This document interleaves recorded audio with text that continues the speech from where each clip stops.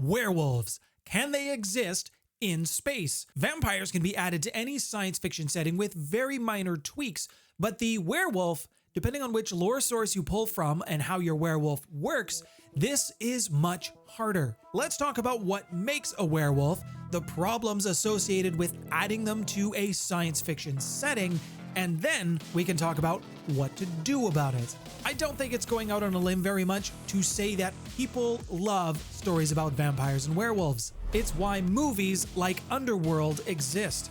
It's why games like Dungeons & Dragons, Pathfinder, even Werewolf the Apocalypse, which is an entire game about werewolves, it's why they have lycanthropic forms. If you're going with more of the classic werewolf, they are triggered by moonlight, specifically full moonlight. Now this happens about once a month, or according to the Royal Museum Greenwich, this happens every 29.5 days. Some games, movies, and TV shows, they represent werewolves not needing the full moon at all. They can just transform at will. There are the usual bonuses that come along with this: added strength, more speed, fur, if you count that as a bonus. But there are some downsides to even out the ups. You have an uncontrollable rage in many cases. And other times when you're in your human form, there will be some kind of aura around you, some presence that you have that just puts people off. And depending on which lore source you pull from, you will have varying degrees of control in this monstrous raging form. Some will be able to control it completely when they shift. Others will lose control to their more animal instincts. Lycanthropy is treated in many game systems as a disease, as a corruption, one which will eventually turn its host into a giant furry monster. When trying to adapt this to a science fiction setting in space, I see a couple of problems with this. First off, if we're talking about werewolves when it comes to a full moon trigger, when you're planet side, this can make sense if you're on a planet that has the same lunar cycle as Earth. But what if your planet is a little bit further down the line? What if its orbital cycle or its moon cycle is not the same as 30 days? Does your disease wait to turn you until it sees the full moon, whether that's 60 days, 45 days, 100 days? If light from the full moon is your triggering event, sure, that can be adjusted to the planet's lunar cycle. But what about if you're traveling in space? Depending on the type of science fiction setting you're running, maybe your ship has windows, maybe it doesn't. If there are windows and your werewolf sees a moon, it would then be a full moon, unless it's covered a little bit by another astral body. Is just looking at the full moon going to cause a transformational shift? And vampires who can use special window tinting to block out harmful UV rays or special lights in their own starships that have no ultraviolet in them, do you apply the same rules to a werewolf? You can't shift if you can't see the moonlight. And one other problem we run into with this is how contagious is this disease or this corruption? In the context of Starfinder, I will have some mechanics we can discuss in a minute. But if we're talking about any science fiction setting in general, how contagious is the disease? If it's only transferable when you're in your shifted form, that might make sense, but could you pass it on in your human form? I would argue yes if you're treating it as a disease. However, if you think of lycanthropy more as a curse, something that is bestowed upon someone who chances across the wrong magical item, what do we do then? Or is it even transferable as a disease if it's a curse from a magical item? Now, if your werewolves can change shape at will, you also need to consider how infectious is your disease. Obviously, there's a lot of questions that need answers here. If we're talking about lycanthropy as a disease, as a curse, or even a corruption, how do we get rid of it and how difficult should that be? Obviously, there's a lot of questions that need answers here. So to get them, please make sure you hit the like button on this video.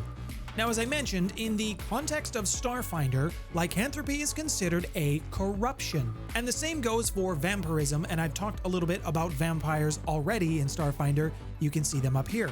A corruption, according to Starfinder, is an insidious affliction of the soul. There are, of course, many other forms of corruption within Starfinder. When your character first gets their corruption, the first things that happen, the first changes to your character, they will be very minor and they will be very slow. This could come in the form of mental changes, attitudes will shift, or it could be some small visual changes. As things progress, tiny whispers enter the mind. They draw out dark desires with promises of dark gifts and powers. And fighting these temptations is very difficult and draining for characters. There will, of course, be those who believe they can harness the power of the corruption, they can control it, and they will eventually be consumed by the darkness and turn into the most abhorrent, horrific creatures you can ever imagine, the purely defiled. And in the context of lycanthropy, there is also a small write-up for the Starfinder universe. Lycanthropy is a corruption which turns the host body into a feral beast. It literally says this: civilization becomes a straitjacket, restraining the werewolf from his savage desires. It also says shifting into your beast form gives additional strength and other abilities. Silver will burn the flesh, but it doesn't say it will kill it. And of course, it will be more susceptible to falling victim to its unmanageable emotions. And most importantly, it also states that the victim loses control. They black out and wake up to see the carnage they have caused. It also says there is a very simple cure for getting rid of your lycanthropic woes. I mean the sadness, like woes, not the like, whoa, look at what I just did. The first thing you will need to do is eat poison, specifically belladonna poison. And then you will have to destroy the original source of your lycanthropy. But all of this write-up within Starfinder, it doesn't answer some of the other questions we still had around the problems with lycanthropy in space. So here's a few solutions that I might use. This is not a one-size-fits-all or my word is gospel. If you disagree or have any other suggestions that I haven't covered, let me know in the comments below. Now, the first thing we can look at is keeping it as a magical curse. This might be one of the easier ways to deal with a werewolf problem. If you're trying to fix somebody's lycanthropy, an NPC or some creature, some monster, this would be an easier way to do it. But I would have the shifting event be more around a loss of control around emotions, rather than have it being based on a full moon, because depending on what planet you're on, things might not be the same as a 30-day lunar cycle, so this would correct that. I would also only make this transferable in werewolf form. But if you're dealing with someone who wants to have this as part of their character concept, then when they shift into their form, when they lose control of their emotions, then the GM would take over for the duration of that event. But what about if they're traveling in space? Since there really isn't a moon or a lunar cycle in this event, you could still go with the standby of losing control of your emotions, or you could do something a little bit more fun. Being that you are no longer on a planetary body, maybe you have your werewolf turn into an actual wolf. They just revert to some kind of dog form. In the context of a player character, I just think this would be hilarious. You could still have lycanthropy be a disease or a curse in this instance, and they only gain the ability to go back into a human shape when they step foot on a planet. My justification for this would be a lot of things have spirits, computers, AIs, people have spirits. So why can't a planet have a spirit? And the transformation happens in removing oneself from the spiritual presence of a planet. I don't like this approach as much, but I could see it being popular at certain tables. If someone who has lycanthropy is hit with light reflected from a moon, then they will turn into a raging war machine.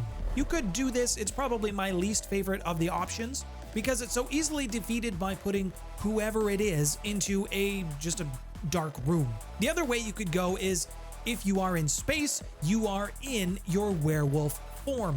If it's a player and your GM is taking this approach, talk to your GM about whether they are going to control your character or you will.